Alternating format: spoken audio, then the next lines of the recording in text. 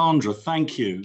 And welcome everybody. I'm here with Jerome in their very smart Arup new office in Charlotte Street. And it's not the fireside chat really, because it's a balmy 21 degrees outside. So putting the fire on might be a bit over the top. Well, firstly, Jerome, congratulations. Well done for being Britain's most admired company for 2022. Now, one of the things that fascinated me about you winning it was that during the time I edited Management Today, for most of that period, it was only permissible to become part of the most admired research if you were a listed company, because you were transparent, all the data was there, and also you were studied by city analysts whom we sought their opinions. Now, one of the most interesting things about you is your ownership model that Arup uniquely, I think, in your built environment well developed. So he effectively handed over the company to its employees in a trust. So I suppose one of my first questions for you is, what is it that you envy in a CEO at Tesco or Diageo or Rolls-Royce, the people who were, first during the noughties? And what do you think they envy in the way you're able to run this organization? Because its culture is very unusual, isn't it? Yes, thank you. And firstly, thank you very much. I mean, it was a tremendous accolade and we were delighted to be nominated Britain's most admired company. So thank you for that. What would they envy? I think when I think about what a company like ours, a company owned in trust for its employees, represents, I think the thing that really comes to mind is the fact that you can just about guarantee that every single member of Arup, when they're coming to work for each other. And you can't underestimate the bond that creates, the environment that it creates of willingness to explore, willingness to investigate, to be intrigued by the people around you, if you like, and the ease with which you can then collaborate or simply sort of challenge each other and not take offense, if you like. So I think really at its core, it's that. But obviously that then becomes to the fore at times of strife and stress, as well as through opportunity. So, I think we've had a particularly good pandemic, if I can put it that way, because we flipped very quickly into lockdown. People were very willing to support each other and what that might mean, how we might work differently, and how using digital technology, we might sort of explore different ways of working, etc. very quickly. And there's a willingness to make it work. And I think that stems from this kind of commitment to each other. We've got to make this work. We're doing it for each other, if you like. And that really came to the fore. One of the things I think is interesting about it is that people think it's sort of a bit fluffy and a bit like a sort of hippie commune. I know when I've spoken to people at John Lewis Partnership, there's that sense that other people in the world of retail think it's all a bit kind of nice. And so how do people sort of behave, do you think, differently when they know that they have a part of it? They have, to use the expression, the skin in the game. It's interesting. I think there is a danger that we're very strongly purpose-led, and the definition of that purpose largely stems back to what we call the key speech that Arup wrote in 1971, and he set out a whole series of aims for us, as well as an expectation as to how the organisation might be and how it might behave, if you like, how its members might behave. And that stays, I think, incredibly relevant and has stayed incredibly relevant through the decades. But there's always a danger with something like that you kind of come to rest on your laurels and you drive a kind of almost like a cultish kind of adherence to what was written back in the 1970s. So I think the thing that we always constantly strive to do is challenge that. We try and put that up in front of us, look at our aims, and really test ourselves as to whether they are still relevant, whether we are still behaving in a contemporary manner, if you like, in order to do the right thing for the context today. And that challenge and that kind of ethos around challenge, I think, is what keeps us relevant, what keeps us, I think, energized, dynamic, and avoids us becoming that kind of fluffy, cultish kind of place that you described. I said it just now, that if you come to work for each other, actually the environment that creates is one where I can trust you enough for me to be able to criticize you, if you like. And that's an incredible thing, actually, and something that really is quite difficult, I think, to create within an organization. How do you deal with those kind of alphas, and they normally are males, you know, the rainmakers who kind of think that they're, you know, the great charging force and want a kind of a bigger slice of the pie? Or do you just not attract them in the first place? I mean, I've always thought when I meet people from this organization, they couldn't be less like investment bankers than they are. Yeah. There's a sort of a, you know, it appears civilized, but you must have squabbles as well, don't you? What sort of things do you get involved in arguments about? Well, I think the first thing I would say is that we accommodate all sorts of different people, actually. And, you know, very, very bright, very good people come to work for Arup. And that's where we want to keep it. Now, in order to attract them, we have to create an environment in which we can accommodate, you know, all sorts of different types of people. And so we strive to be inclusive. We strive to be as diverse as possible. You know, so when you've got one perhaps type in one corner, you can sort of counteract it, if you like, in a discussion with someone very different, a different way of thinking, someone with a very different perspective, a different discipline, etc. So that sort of that process, I think, kind of works to create a very creative environment, a very collaborative environment.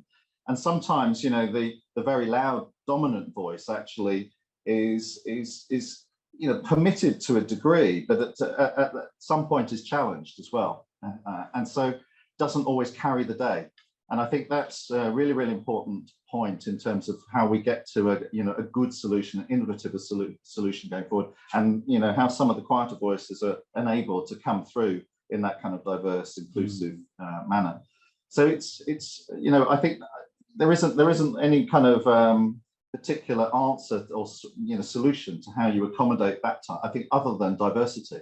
And we're constantly, you know, diversity means different things, I think, over time. We're constantly trying to be more and more diverse in the people that we bring in, the disciplines we bring in, you know, the backgrounds of people that are joining Arup. Do you think the word purpose is becoming slightly overused and even sort of hackneyed at the moment? We saw a very interesting row at the beginning of this year, played out in the sort of the pages of the newspapers, where the investor Terry Smith decided he was going to have a pop at Unilever because he, saying Hellman's mayonnaise had a purpose was ridiculous, and their senior management would be better if they can concentrate on a bit of sort of shareholder value and putting a bit more money back his way. Yeah. And I think the whole ESG argument is very much front of mind at the moment. But you guys have been there quite a long time, haven't you? And yeah. I wonder if you think there's it needs a certain amount of rigor in looking at it at the moment. I don't think it's hackneyed, to be honest, and so long as you mean it, and I think as I say, I think over time, purpose and the definition of purpose, or the translation of what that means in the contemporary environment, has to shift. So you have to keep challenging purpose and set it within the today rather than yesterday, if you like. I think you also have to have depth and you have to have honesty. And you mentioned ESG. I think one of the things that we feel very strongly about, we believe and are very committed to sustainable development outcomes in all of our project work that we do. But translating that in terms of depth and what that really means in changing the way we work has been something we spent a lot of time thinking about. And last year around COP26, we made a couple of big announcements about what that meant to us, which was slightly different, I think, to some of the others around us, in that, from a net zero carbon perspective, for example, we committed to measuring the whole life carbon of all of our projects in an effort to try and reduce the carbon impact of all of those projects, if you like. But understanding that you can't just commit to the reduction unless you know what you're measuring in the first place. And to us, I think that was a very honest way of looking at that challenge and trying to drive it. We believe very strongly the industry needs an honest appraisal and methodology for measuring whole life carbon in order to be able to drive that carbon impact down.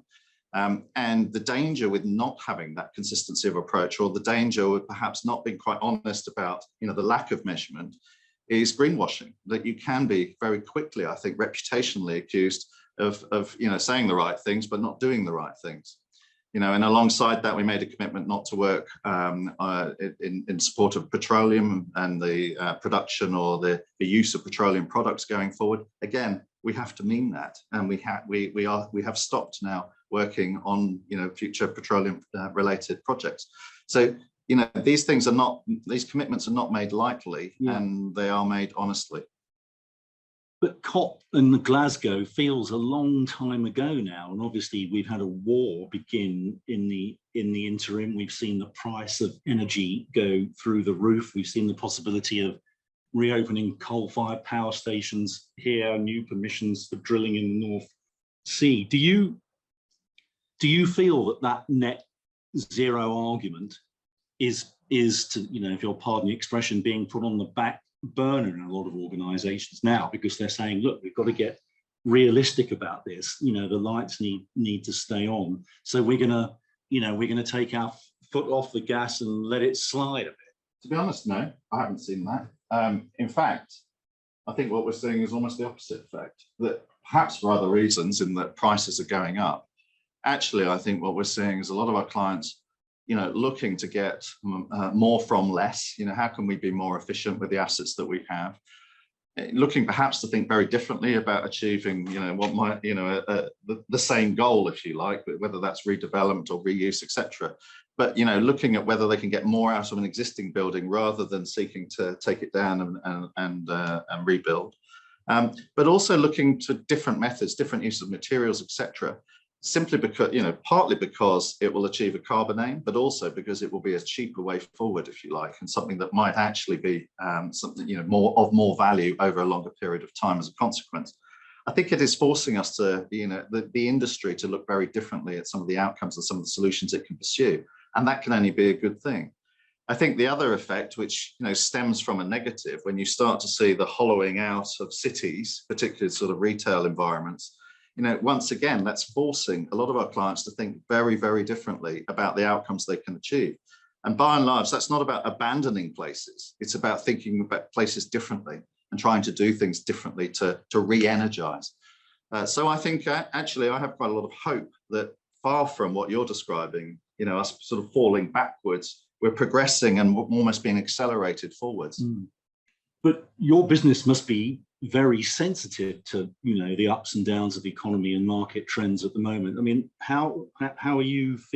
What's the feeling you have from the construction industry at the moment? Because a lot of people are making very gloomy noises out there. Look, it's a very volatile time. There's no denying it. But then again, we've lived through incredibly volatile times for the last 5 years, and I think, if anything, what has stemmed from that is a degree of resilience within the industry, and you have to commend a lot of our clients who have stuck with projects, and have great faith in the future, and have continued to see their projects through as a consequence. You're talking to someone who has always spent his career in urban regeneration. And for me, volatile times like these are actually some of the most exciting times, because, as I've said, they do force you to think differently. They force you to look back into our city centres. They force you to look back at buildings and rethink them, if you like. And so I think, in terms of resilience and adaptation, I think that has been going on for a while. And what I'm seeing actually is a huge number of new opportunities opening up in that kind of context going forward. So, maybe I'm a glass half full person, but business is good at the moment, and I expect it to continue to be good. But that's not to rest on morals. I think we constantly have to be pivoting, thinking about what drivers for business and our clients are really facing and how we can respond to those. And it's a constant effort, almost a weekly effort, to stay on top of the challenges that they're facing and to work with them through them. It'd be quite tricky to be leading any business organization being a glass half empty person. I think you could. But tell me about pandemic and the way it changed the way in which you work here. You've got a beautiful office here. If only you could all see it. It's enviable. But you are shut out, during lockdown. You're all working from home. Tell us what kind of discussions, and then what basic kind of rules you've set down about how your people work here and at home now. Yeah. So as I said, we pivoted, I think, very well during the pandemic period in terms of lockdown, but it wasn't ideal. We were able to continue going. I think we adapted very quickly, and we didn't really miss a beat in the production of work and the production, the completion of projects, which is a great positive. But I think we lost something. I think we lost something in the physical interaction of people within Arup, which simply wasn't possible, is, I think, at the heart of our culture. And since we've been able to come back into our offices, we've really kind of sought to work out, what that really means and try to define it a bit more clearly. So what you see in this office is the rethinking of what an office environment really should be to us. So there's lots of communal spaces, lots of shared spaces. You noticed on the way in, I think, a sort of auditorium type space right bang in the middle of the office. So every time we have an event, every time we have a speaker, every time we have a seminar about particular, everyone can join in and gain some knowledge from that. And I think, that's something we've really thought very hard about. How do we make the most of this kind of very social environment that we believe Arup represents? I think we also recognize that we have to strike a balance, that people have got used to working, from home, and we want them to come and reinforce that culture in the office. So we've launched something called Work Unbound, which is the kind of new contractual engagement with Arup, which effectively says, you have enormous amounts of flexibility and choice in terms of the days you work, the times you work, etc. But as a minimum, you should be in the office 2 days a week. That's really the only kind of firm setting point, if you like, within within the Work Unbound contract. But beyond that, what it also says is our clients must come first. So if our client demands and needs you, to be with them 5 days a week in an office, then we must do that. Mm-hmm. Secondly, the team comes second. And that's where this kind of culture of Arup, I think, is so important. The team environment, that collaborative environment, et cetera, is so important to our culture. Yeah. That has to come second. And then you as an individual comes third. Mm-hmm. And if you get the balance between those things right, then I think we'll have a fantastic sort of hybrid mix that will work very well. Now, on the subject of talent, one of the measures of Most Admired is the ability to recruit and retain talent. And certainly if you speak to people in professional services in the UK, not many of them would have much positive to say about Brexit and the fact that people can't move as freely within Europe as they could. Has that affected you yet? It's definitely true to say that the labour market that we look to is constrained. Who knows what the cause of that is? There are many different causes at the moment. But having said that, we recruited 1,600 people last year, and that was what we intended to recruit. So ultimately, that's across the UK. Across the UK, wow. Yeah, 1,600 people we recruited last year in a whole variety of different disciplines. Some of them very specialist disciplines, some of them not. Less specialist, I'd say. And whilst I think we have to work harder at our recruitment, and what that means is, the importance of selling the company and promoting the company and what it represents, as an attractor, I think is just absolutely paramount in this kind of recruitment market. I think we've been relatively successful at doing that. Mm-hmm. To give you an example, we're taking around about 400 graduates and apprentices this year. We had 21,000 applications for those roles. Wow. Which is a task. Yeah.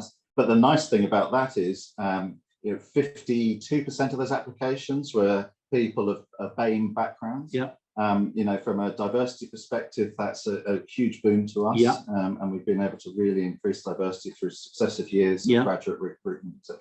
So, there's some really good things happening in terms of increasing demand to come in and enabling us then. To achieve some of those wider aims. And what about women and engineering? Because it's famously a real struggle in the universities to attract women into those departments. Are you seeing any movement there and the numbers going up? Most definitely within Arup. I mean, it was International Women in Engineering Day last week, and we had huge celebrations here because 4 of our brightest engineers were named in the Guardian actually on the day. And that was fabulous and a really good reflection of the work that they do and their ambition. But it was representative, I think, of a much wider body in Arup. we've been increasing year on year in terms of women. I think in terms of graduates in engineering, it's around about 16.5% are women. Yeah. But we're well above that in Arup. We're around about 30% at the moment. Okay. And in leadership grades, we're about 25 to 30%. Right. And as I say, year on year, we're improving. And our aim is get to around about 40, 50% across the piece, with our leadership grades reflecting that. So our boards, for example, at the moment are 40, 50% already. Right. So, we're making great strides. I think we've got a way to go, and we continue to make sure that we're in an environment which is attractive to all to achieve those aims. Well, tell us about the Light Bulb Award, that city and town centres that you won, because I love that one. That's your thing. I mean, I think a lot of people are quite anxious about the future of cities and towns now, aren't they? Because, we've seen, I think I heard from the chairman of Network Rail the other day that season ticket sales are at 30% of the level that they were in 2019. So clearly people are not sort of commuting in the ways they were before. So how do you see, I mean, this has been your life's work. How do you see this city that we're sitting in now in London changing and adapting? What's it got to do to keep going? Well, interestingly, there were some figures out a couple of weeks ago, GDP figures that show that London, I think of all, London and Belfast actually, of all UK cities, are the two that have now exceeded 2019 GDP levels. So growth has been occurring, and London has proven to be resilient, I think, largely because of its size, actually. But interestingly, some of the work that we've been doing, looking at post-pandemic effects, is suggesting that patterns of use of cities are changing in ways that you might not have expected. So, for example, people probably generally are more likely to come in Tuesday to Thursday than the 5 days a week. But what they spend their money on during that period is much the same in terms of quantum, which means they're doing something in terms of spending more money on 3 days a week rather than less money over 5 days a week. And that has an effect on things like, the sandwich shops are perhaps less popular than the sit-down kind of browsery lunch, for example, because people are generally treating themselves a little bit more now that, the cost of living crisis that we face might pay to that. But some of those kinds of effects are interesting. The other thing we're seeing is that ridership on things like the underground are really changing. It's pretty close to being up to where it was pre-pandemic, but it's not the same people traveling, and they're coming for very different reasons. So that sort of thing is interesting and is affecting the way the economy of the city interacts between industries, etc. But you mentioned the light bulb one. I really love that one because it really is a demonstration, I think, as to how we operate as an organisation. So that came about because of the Wolfson Economics Prize. Yeah. The challenge was the hospital of the future, and yet our light bulb winning entry was taking a redundant department store in the heart of a city centre in Sheffield, completely rethinking it as a sort of outpatients diagnostics facility, and then thinking about all of the associated businesses, etc., that could work with that to regenerate the city centre. Now that involved Arup working with local doctors, nurses, etc., from the various hospital trusts, as well as with other partners, looking at what it would take to regenerate the city centre, and then thinking about something as diverse as health coming into the centre and using that as the new trigger for dynamism, if you like. So for us, I think that was a real demonstration, I think, of how we like to kind of partner with people outside and within Arup, and think with a variety of different disciplines coming together, think about very different and innovative ways of solving some of these challenges. And I know you're big on bridges, particularly in London. You were a fan of the Garden Bridge, which sadly didn't get made, and you must have got a few thoughts on the fact that the Hammersmith Bridge is knackered and hasn't been opened for several years now. So if you were mayor and had a magic wand and limitless funds, what would you do as far as London's bridges are concerned? Well, I'm not a bridge engineer, but I do think that not just London, but many cities need more river crossings, partly to aid communication and movement. London desperately needs more crossings to facilitate more movement, and the tunnel being built at Silvertown at the moment will really help do that and relieve congestion. But actually, from an urban planning perspective, you can go right the way back to Elizabethan times, and I have a wonderful map in my office of Elizabethan London. and you see the very earliest bridge being built across the river. And on that map, you see the very beginnings of Southwark being formed, you know, at the other end of the bridge. And that's what bridges do. They connect two pieces and stimulate change and transformation around them. And suddenly a place becomes connected where it wasn't previously. You know, that stimulates a market, that creates change, that creates community, and that's what grows and develops a city. So for me, bridges are absolutely key to that kind of future for cities. And in a place like London, as with many other of the UK cities in which, you know, Arup is based, there is a huge opportunity actually to do more. Yeah. Now, do we have a question there? I think, oh yeah, over recent years, smaller market towns were perceived to be in decline. Do you think the change in the major urban conurbations had a knock-on effect to these areas? That's from Andrew White.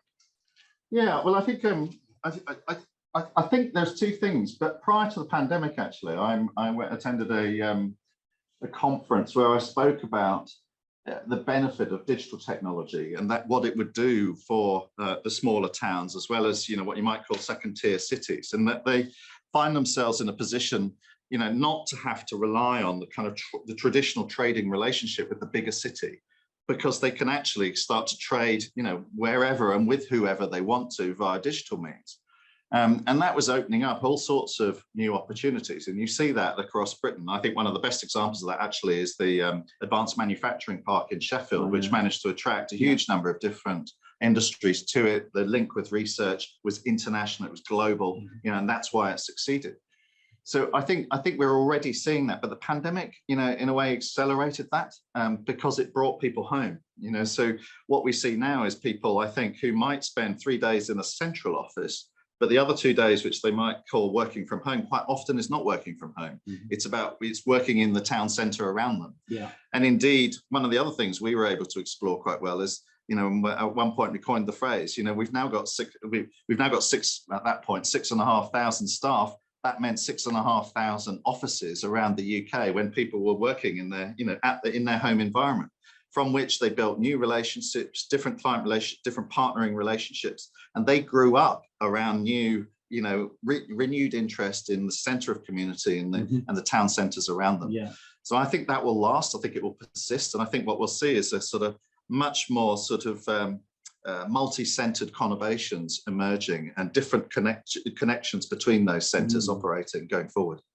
Because I think we just got a couple of minutes, and I think it is true, isn't it? I mean, that's why cities happened in the first place, wasn't it? That it was about people coming together from isolated existences in the countryside, and then when they do come together and things happen, you know, that's where capitalism came from. They're sociable places, and I think you know, recognising that will convince us that they have a very strong future.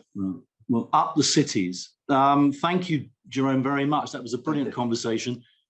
Sandra's waving frantically at me there and doing a sort of movement across my face. So I think that means my time is up, Sandra.